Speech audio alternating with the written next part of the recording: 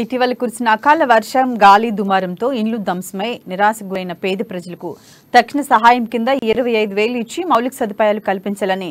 BJP Warangal తూర్పు incharge కుసుమ Satish demand చేశారు. వరంగల్ తూర్పు నియోజకవర్గం 36వ డివిజన్ చింతల్ ఆర్ఎస్బీఎస్ నగర్లలో ఇటీవల వడగళ్ల వాన అకాల వర్షంతో ఇళ్లు పూర్తిగా ధ్వంసమైన పేద ప్రజలను బీజేపీ పార్టీ శ్రేణులు కలుసుకుని ఆర్థిక సాయం చేశారు. వేసవి కాలంలో అకాల వర్షం గాలి దుమారంతో ఇళ్ల కప్పు ఎగిరిపోయి కూలిపోయి నిరక్షరాస్యులైన పేద ప్రజలకు తక్షణమే గృహలక్ష్మి కింద పక్కా గృహాలు కట్టేయాలని, పాక్షికంగా నష్టపోయిన ప్రజలకు 25,000 రూపాయలు నష్టపరిహారం చెల్లించాలని వెంకటేశ్వర్లు డిమాండ్ చేశారు.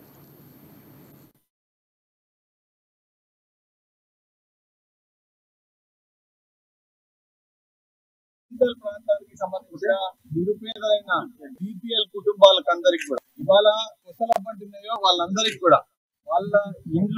ఇండ్లపై ఉండబడే రేకులన్నీ కూడా కొట్టుకుపోయి ఏ ప్రాంతంలో పడ్డాయో అనే పరిస్థితిలో మొన్న జరిగిన ఒక చిన్న గాలి ద్వారానికే